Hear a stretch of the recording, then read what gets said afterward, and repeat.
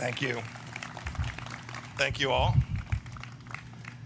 Thank you, Governor, for that very, very generous introduction. It is true, when you walk in that gym and you say the name Pompeo, there is a whisper. I had a brother, Mark, who was really good, a really good basketball player. And how about another round of applause for the Blue Eagles Honor Guard and Senior Airman Kayla Highsmith and her wonderful rendition of the national anthem. Thank you, too, to Pastor Lori for that moving prayer. And I want to thank Hugh Hewitt and the Nixon Foundation for your invitation to speak at this important American institution. It's great to be sung to by an Air Force person, introduced by a Marine, and they let the Army guy in front of the Navy guy's house. It's all good. It's an honor to be here in Yorba Linda, where Nixon's father built the house in which he was born and raised. To all the Nixon Center board and staff who made today possible. It's difficult in these times. Thanks for making this day possible for me and for my team. We are blessed to have some incredibly special people in the audience, including Chris, who I've gotten to know, Chris Nixon. I also want to thank Tricia Nixon and Julie Nixon Eisenhower for their support of this visit as well. I want to recognize several courageous Chinese dissidents who have joined us here today and made a long trip. And to all the other distinguished guests, To all the other distinguished guests, thank you for being here. For those of you who got under the tent, you must have paid extra. And those of you watching live, thank you for tuning in. And finally, as the governor mentioned, I was born here in Santa, not very far from here. I've got my sister and her husband in the audience today. Thank you all for coming out. I bet you never thought that I'd be standing up here. My remarks today are the fourth set of remarks in a series of China speeches that I asked National Security Advisor Robert O'Brien, FBI Director Chris Wray, and the Attorney General Barr to deliver alongside me.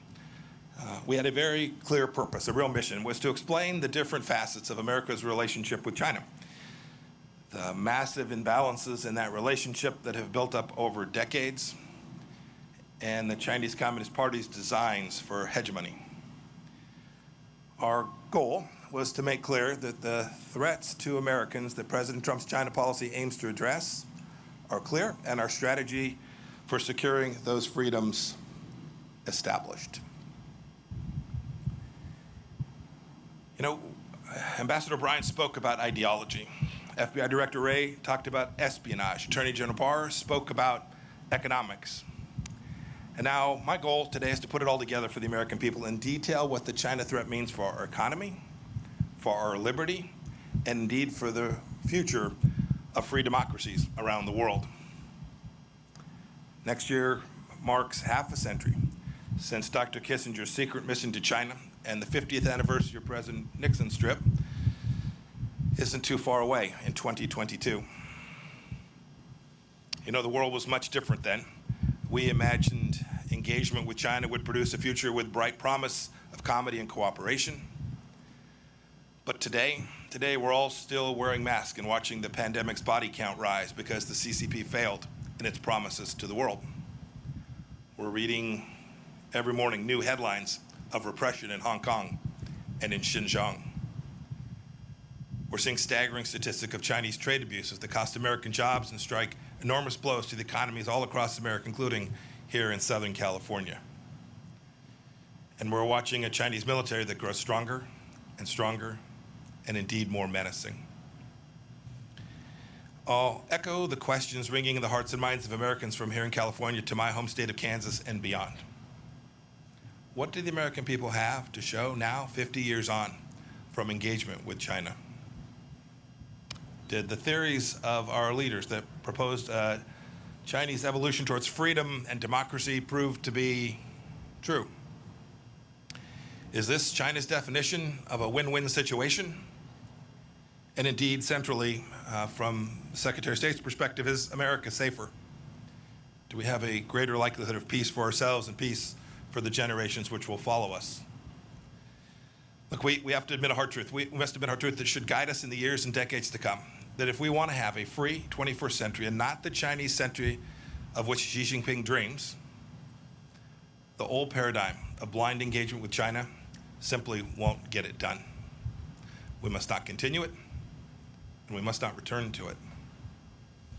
President Trump has made very clear we need a strategy that protects the American economy and indeed our way of life. The free world must triumph over this new tyranny. Now, before I seem too eager to tear down President Nixon's legacy, I want to be clear that he did what he believed was best for the American people at the time, and he may well have been right. He was a brilliant student of China, a fierce Cold Warrior, and a tremendous admirer of the Chinese people, just as I think we all are. He deserves enormous credit for realizing that China was too important to be ignored, even when the nation was weakened because of its own self-inflicted communist brutality. In 1967, in a very famous foreign affairs article, Nixon explained his future strategy. Here's what he said. He said, taking the long view, we simply cannot afford to leave China forever outside of the family of nations. The world cannot be safe until China changes. Thus, our aim, to the extent we can, we must influence events. Our goal should be to induce change. And I think that's the key phrase from the entire article, to induce change. So with that historic trip to Beijing, President Nixon kicked off our engagement strategy. He nobly sought a freer and safer world, and he hoped that the Chinese Communist Party would return that commitment. As time went on, American policymakers increasingly presumed that as China became more prosperous, it would open up, it would become freer at home, and indeed present less of a threat abroad. It'd be friendlier. It all seemed, I am sure, so inevitable. But that age of inevitability is over. The kind of engagement we've been pursuing has not brought the kind of change inside of China that President Nixon had hoped to induce. The truth is that our policies and those of other free nations resurrected China's failing economy only to see Beijing bite the international hands that were feeding it. We opened our arms to Chinese citizens only to see the Chinese Communist Party exploit our free and open society. China sent propagandists into our press conferences, our research centers, our high schools, our colleges, and even into our PTA meetings. We marginalized our friends in Taiwan, which later blossomed into a vigorous democracy.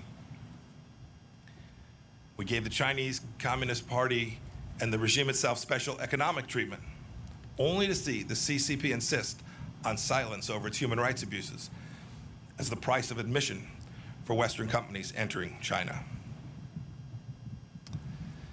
Ambassador Bryant ticked off a few examples just the other day. Marriott, American Airlines, Delta, United all removed references to Taiwan from their corporate websites so as not to anger Beijing. And Hollywood, not too far from here, the epicenter of American creative freedom and self-appointed arbiters of social justice, self-censors even the most mildly unfavorable reference to China. This corporate acquiescence to the CCP happens all over the world too. And how has this corporate fealty worked? Is its flattery rewarded? I'll give you a quote from the speech that General Barr gave, Attorney General Barr. In his speech last week, he said that the ultimate ambition of China's rulers isn't to trade with the United States, it is to raid the United States. China ripped off our prized intellectual property and trade secrets, causing millions of jobs all across America. It sucked supply chains away from America and then added a widget made of slave labor. It made the world's key waterways less safe for international commerce. President Nixon once said he feared he had created a Frankenstein by opening the world to the CCP. And here we are. Now, people of good faith can debate why free nations allowed these bad things to happen for all these years. Perhaps we were naive about China's virulent strain of communism, or triumphalists after our victory in the Cold War, or cravenly capitalist, or hoodwinked by Beijing's talk of a peaceful rise. Whatever the reason, today China is increasingly authoritarian at home and more aggressive in its hostility to freedom everywhere else.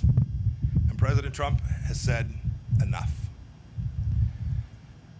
I don't think many people on either side of the aisle dispute the facts that I've laid out today. But even now, some are insisting that we preserve the model of dialogue for dialogue's sake. Now, to be clear, we'll keep on talking, but the conversations are different these days. I traveled to Honolulu now just a few weeks back to meet with Yang Jishe. It was the same old story. Plenty of words, but literally no offer to change any of the behaviors. Yang's promises, like so many the CCP made before him, were empty. His expectations, I surmise, were that I'd cave to their demands, because frankly, this is what too many prior administrations have done. I didn't, and President Trump will not either. As Ambassador O'Brien explained so well, we have to keep in mind that the CCP regime is a Marxist-Leninist regime. General Secretary Xi Jinping is a true believer in a bankrupt totalitarian ideology. It's this ideology that informs his decades-long desire for global hegemony of Chinese communism. America can no longer ignore the fundamental political and ideological differences between our countries, just as the CCP has never ignored them. My experience in the House Intelligence Committee, and then as director of the Central Intelligence Agency, and my now 2+ years as America's Secretary of State have led me to this central understanding that the only way to truly change communist China is to act not on the basis of what Chinese leaders say, but how they behave. And you can see American policy responding to this conclusion. President Reagan said that he dealt with the Soviet Union on the basis of trust but verify. When it comes to the CCP, I say we must distrust and verify. We the freedom-loving nations of the world must induce China to change, just as President Nixon wanted. We must induce China to change in more creative and assertive ways because Beijing's actions threaten our people and our prosperity. We must start by changing how our people and our partners perceive the Chinese Communist Party. We have to tell the truth. We can't treat this incarnation of China as a normal country just like any other. We know that trading with China is not like trading with a normal law-abiding nation. Beijing threatens international agreements treats international agreements as suggestions, as conduits for global dominance. But by insisting on fair terms, as our trade representative did when he secured our Phase 1 trade deal, we can force China to reckon with its intellectual property theft and policies that have harmed American workers. We know, too, that doing business with a CCP-backed company is not the same as doing business with, say, a Canadian company. They don't answer to independent boards, and many of them are state-sponsored and so have no need to pursue profits. A good example is Huawei. We stopped pretending Huawei is an innocent telecommunications company just showing up to make sure you can talk to your friends. We've called it what it is, a true national security threat, and we've taken action accordingly. We know, too, that if our companies invest in China, they may wittingly or unwittingly support the Communist Party's gross human rights violations. Our Departments of Treasury and Commerce have thus sanctioned blacklisted Chinese leaders and entities that are harming and abusing the most basic rights for people all across the world. Several agencies have worked together on a business advisor to make certain that our CEOs are informed of how their supply chains are behaving inside of China.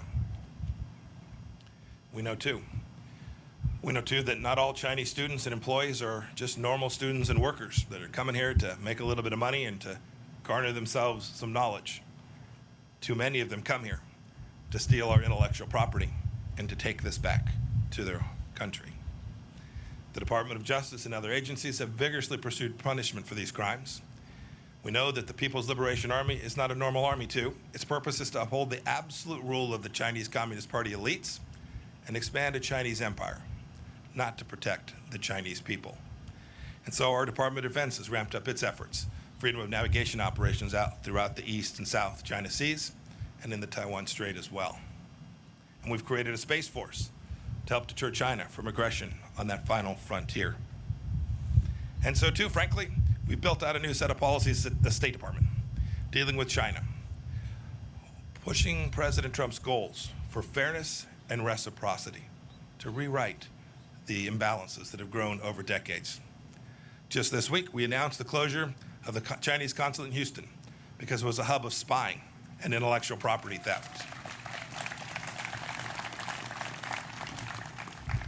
We reversed 2 weeks ago 8 years of cheek turning with respect to international law in the South China Sea. We've called on China to conform its nuclear capabilities to the strategic realities of our time. And the State Department at every level, all across the world, has engaged with our Chinese counterparts simply to demand fairness and reciprocity. But our approach can't just be about getting tough. That's unlikely to achieve the outcome that we desire. We must also engage and empower the Chinese people, a dynamic, freedom-loving people who are completely distinct from the Chinese Communist Party.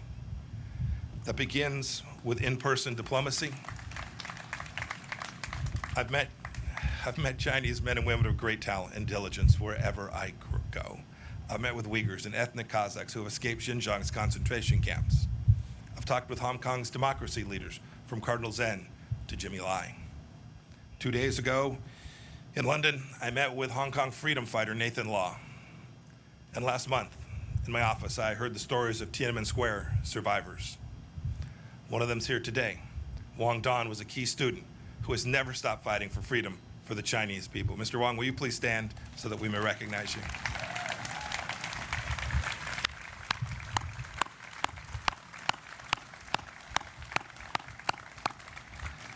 Also with us today is the father of the Chinese democracy movement, Wei Jinsheng.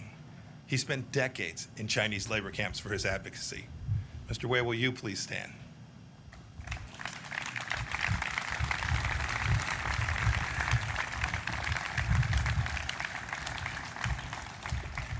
You know, I grew up and served my time in the Army during the Cold War, and if there's one thing I learned, communists almost always lie. The biggest lie that they tell is to think that they speak for 1.4 billion people who are surveilled, oppressed, and scared to speak out. Quite the contrary, the CCP fears the Chinese people's honest opinions more than any foe. And save for losing their own grip on power, they have no reason to. Just think how much better off the world would be, not to mention the people inside of China, if we had been able to hear from the doctors in Wuhan and they'd been allowed to raise the alarm about the outbreak of a new and novel virus. For too many decades, our leaders have ignored, downplayed the words of brave Chinese dissidents and warned us about the nature of the regime we're facing, and we can't ignore it any longer. They know as well as anyone that we can never go back to the status quo. But changing the CCP's behavior cannot be the mission of the Chinese people, and free nations have to work to defend freedom. It's the furthest thing from easy. But I have faith we can do it. I have faith because we've done it before. We know how this goes. I have faith because the CCP is repeating some of the same mistakes that the Soviet Union made. Alienating potential allies, breaking trust at home and abroad, rejecting property rights and predictable rule of law. I have faith. I have faith because of the awakening I see among other nations that know we can't go back to the past in the same way that we do here in America. I've heard this from Brussels to Sydney to Hanoi. And most of all, I have faith we can defend freedom because of the sweet appeal of freedom itself. Look at the Hong Kongers clamoring to emigrate abroad as the CCP tightens its grip on that proud city. They wave American flags. It's true. There are differences. Unlike the Soviet Union, China is deeply integrated into the global economy. But Beijing is more dependent on us than we are on them.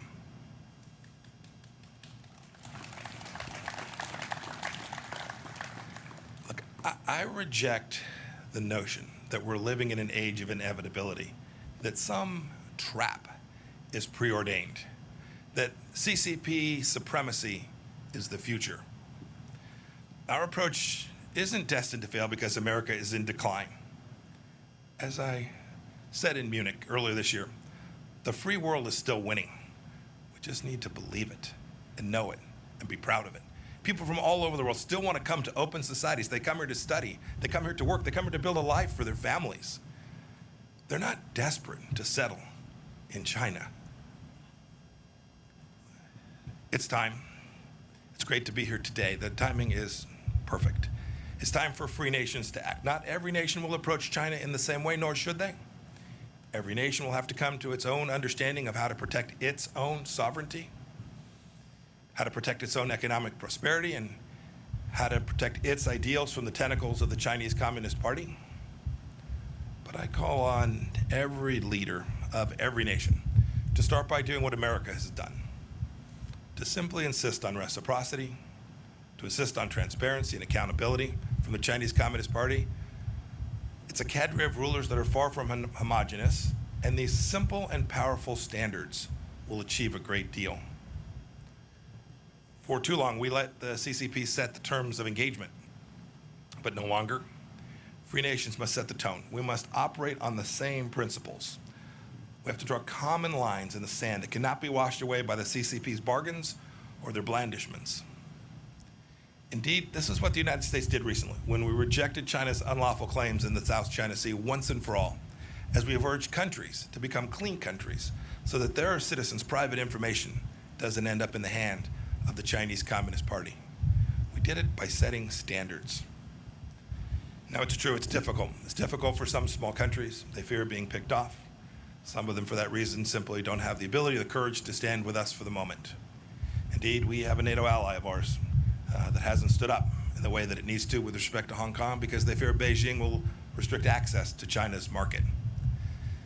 This is the kind of timidity that will lead to historic failure, and we can't repeat it. We cannot repeat the mistakes of these past years.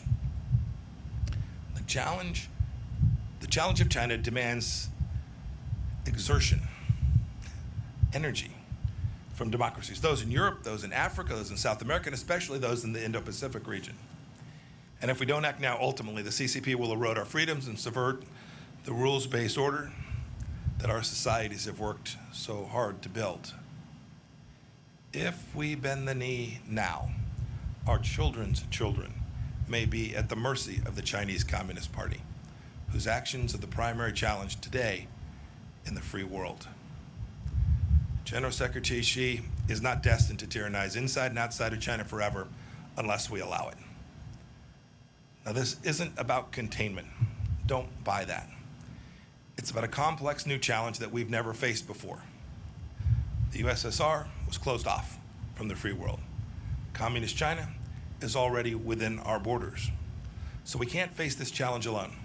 The United Nations, NATO, the G7 countries, the G20, our combined economic, diplomatic, and military power is surely enough to meet this challenge if we direct it clearly and with great courage.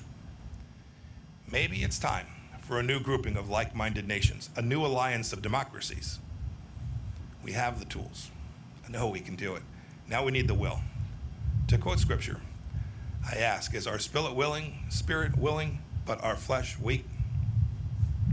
If the free world doesn't change, Communist China will surely change us.